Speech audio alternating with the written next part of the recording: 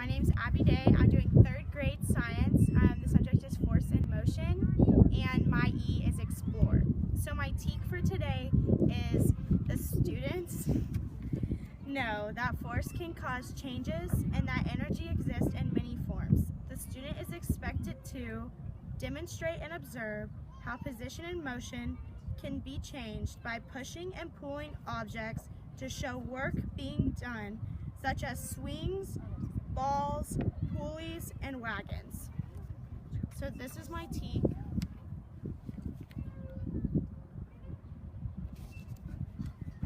My objective for today is that the student will be able to demonstrate and test out how work is done by pushing and pulling objects. The student will be able to see how pushing and pulling changes position and motion of those objects. So my objective will be handy at all times. Okay. So for today, we have this vocab anchor chart that we would have done in our engage portion before our explore portion. And basically I would have asked the students, based on their prior knowledge, what they already knew about words and terms such as force, motion, position, work, push, and pull. So I would come up, or as a class, we would come up with these vocab terms and they would kind of give me a definition of what they think it is, and together we would decide what it is. So there's like, okay, so they would have come up with force is a push or a pull on an object. Motion is action of moving or being moved. Push, pull. Push is a force moving away from something, and pull is a force moving towards something. The main term that I want them to look out today, because it's in our teak, but also because it could be a common misconception among 3rd grade students, is work. It's the transfer of energy from one object to another, causing one of those objects to move. So kids often associate the term work with a place that their mom or dad go in the morning. So I'm gonna have this handy at all times because I want them to know when work is being exerted during our activity. So this will be up, and this was already pre-made because they came up with the terms on their own before the Explore.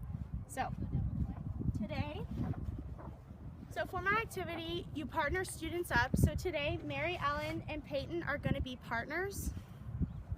So, okay, students, do you remember yesterday during science class and we came up with all those terms such as force and motion?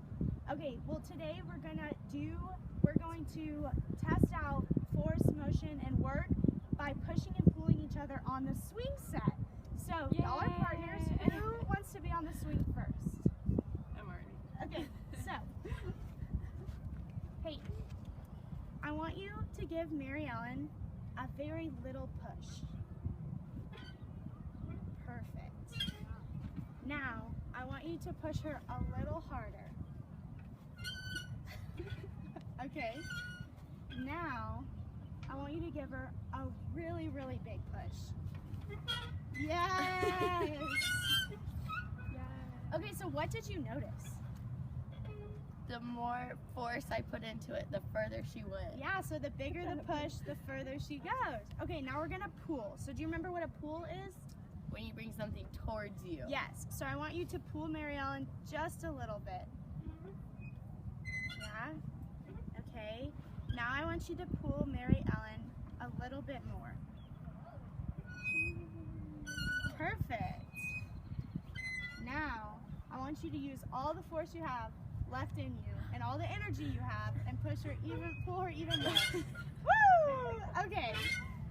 So after I make sure they've done like a little push and a little pull and a big push and a big pull, I'll just have them kind of play around and test out their own pushes and pulls and kind of see what they can come up with, and just so they can get a feel for how hard you have to push someone or how hard you have to pull someone. But as they're doing that, they'll have their science journals out the whole time. So we'll have brought them out from the classroom to the playground. And in their science journals, I want them to be taking observations. So they'll split their chart into 4s. So they'll have a section for big push, a section for big pull, for little push, and little pull. There's a couple of things I want them to take notes on. So I want them to write down the amount of force used for a big push or a big pull, and a little push and a little pull. I want them to talk about the motion that the person on the swing set goes in, so back and forth for this case. And I want them to just make some observations that they notice about the entire explore phase while they're doing it, so that later they can come back during the explain and elaborate phase, and they can talk about in a class discussion their chart, and they can talk about their findings and compare and contrast them. Okay, at this time I want the partner that was on the swing to be the pusher and the puller, and I want the partner that was the pusher and puller to be on the swing.